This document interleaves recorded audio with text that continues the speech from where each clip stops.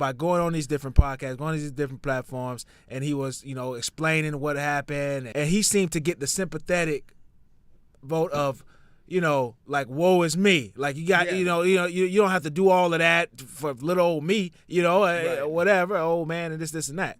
And so I think that made LeBron look a little bad because it's like, yeah, that was super aggressive. Like, yeah, LeBron, like, damn, he can't talk about, your son playing basketball. He's a, that's when we started. That seemed a little out of pocket, right? And then LeBron goes on Pat McAfee. He has the classic diss lines, the tidy whities, like you said, eating a tub of ice cream. The Taylor Swift tour. Taylor Swift tour. Yeah. Oh, man, he went back and got home court and that was like a 50-point victory, man. He really established himself. And then when Stephen A. had a chance to either leave it alone or rebuttal, he went like scorched earth, but really messed himself up. He never won a game after that. So, but what's funny, because you were talking about right before we hit the camera about Stephen A. and I was thinking about yesterday. I was thinking about, okay, who really won out of this thing? And I was thinking about step from step, and even when you think basketball, because you got LeBron in it, Stephen A. started as an NBA reporter. Yeah. Like, I think LeBron won in like 6 games. The beef between Stephen A. Smith Gonna and break LeBron it down James. in a playoff format? Yeah, I break it down in playoff format because I believe that like LeBron got off to a 1-0 start. Okay, you approach Stephen A. at the game. Nobody saw this coming. Stephen A. didn't see this coming. He hit him first. He hit him hard. The first game, boom, he got him. Okay? That's funny. Established home court advantage. I think the opposite. I think just the facts of him approaching Stephen A. during an NBA game, I thought Stephen A. went up 1-0. I'm going to tell you why I don't think that. Because the world sided with LeBron. Because they had heard what Stephen A. said about him being a father and the son. Like, so you got all the old NBA players, all the pundits, like, Stephen A. probably went too far. So that's the reason why it's like, oh, LeBron was right to boom. But then I think Stephen A. went on a 2-game run to snatch home court back. And, by going on these different podcasts, going on these different platforms, and he was, explaining what happened and all of that good stuff. And he seemed to get the sympathetic vote of, like, woe is me. Like, you got, you don't have to do all of that for little old me, whatever, old man, and this, and that. And so I think that made LeBron look a little bad because it's like, yeah, that was super aggressive. Like, yeah, LeBron, like, damn, he can't talk about, your son playing basketball. He's a that's when we started. That seemed a little out of pocket, right? And then LeBron goes on Pat McAfee.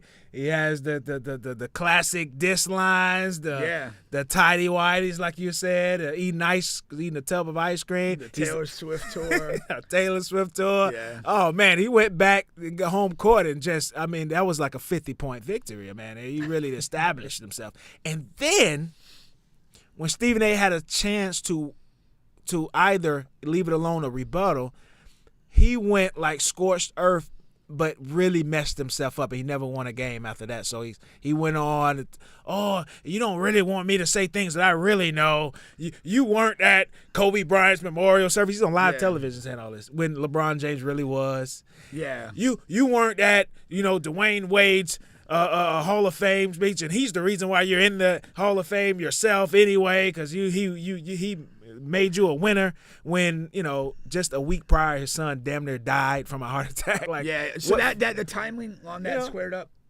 Yeah. Okay, I wasn't sure. I know people said, hey, his son just had a heart attack, whatever. But I wasn't sure on the timing because I didn't really remember Dwayne Wade's Hall of Fame thing. Yeah. So okay, so yeah. So like, you know what I mean? Like you're doing all of that and it's not even accurate, or in the Kobe Bryant's case, it wasn't accurate at all because LeBron was there, and in Dwayne Wade's case, it was, there was a reasonable excuse. Like, come on, man, there. And like, so that's your flames, that's your fire that like things that that nobody else knows, So yeah, that's so I think LeBron ended up winning that, but in the end, I mean, it still was mostly silly and. It was entirely silly, but I still think, I don't think LeBron was really in the right to approach him during in the game. first place.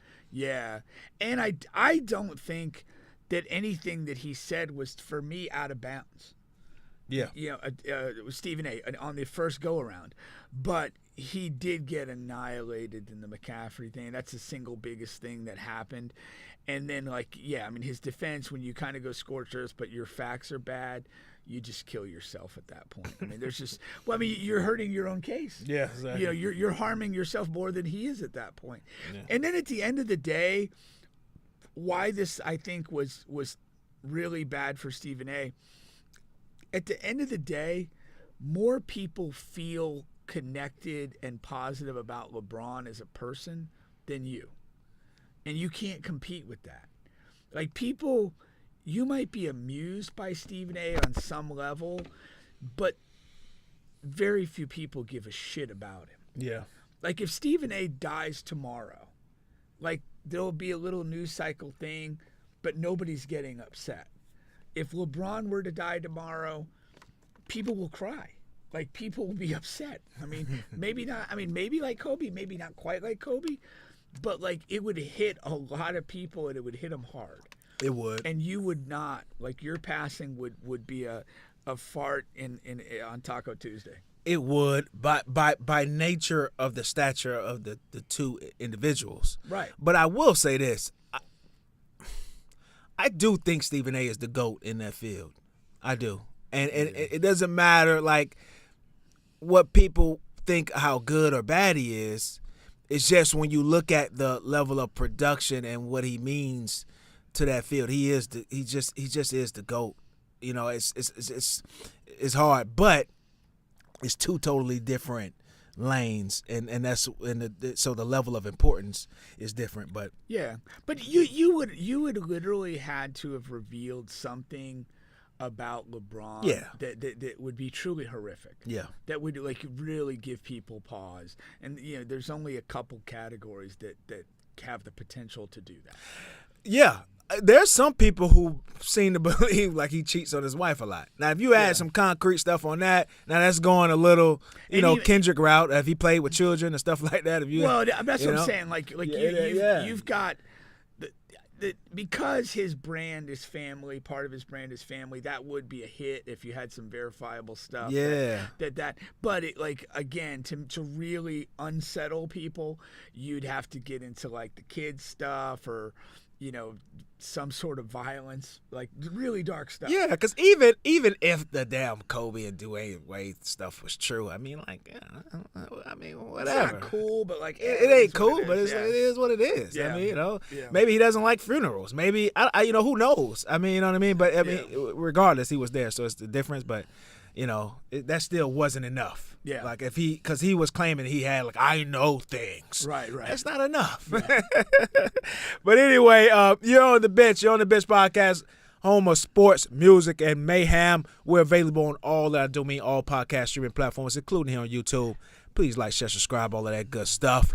But what is the lane of Stephen A. Smith, though? When you say, like, he's the best in that lane, like, what is that lane? Well, right now he's a TV personality, but of course he started out as an NBA journalist. Right. That's how he got on as an NBA journalist. Yeah, but I mean, he's a as TV far as just being like, and that's kind of the point I was going to is, like, again, at this point he's just evolved into a TV personality. Yeah. He's not really burdened by the craft of reporting. No, he's not a reporter anymore. He just gets to kind of pop off on really things. And to me, like, how are you the GOAT of that?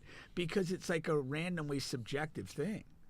Yeah, you're on all these shows, but like... Well, contracts... he's got the biggest contract ever. Yeah, I mean, I guess by get the bag standards, he's but he's on the top. He's on the top network. Yeah. He's on top of network. He owns. I mean, not owns it. I mean, but as far as any personality is concerned on that network, he's the top gun, and that means that means a lot, and yeah, but we're gonna get into some better stuff here. All right. I just thought that was interesting. I was thinking about it the other day. But we have the Final Four here. It's coming up this weekend. We're going to get into those matchups and preview those. We have Steph Curry and some other NBA stuff too. But Curry says, man, his tank is full. A lot of people think he may be slowing down as the season and the playoffs are coming. But he says, man, I'm just getting started. You got Ja Morant doing some more crazy stuff. And then we have a couple of viral stories here and stuff like that. You got the Georgia dad leaving the children. You got young Scooter here, his death, things like that, and some other interesting stories as well. All right, let's get started here. Let's start with the NBA. So we'll go around the NBA. I got a couple NBA stories. And then we'll get into some viral stories here, and then we'll go to the Final Four. Or maybe we'll go to the Final Four after the NBA. I don't know. All right. Now, last night prior, whenever you're looking at this,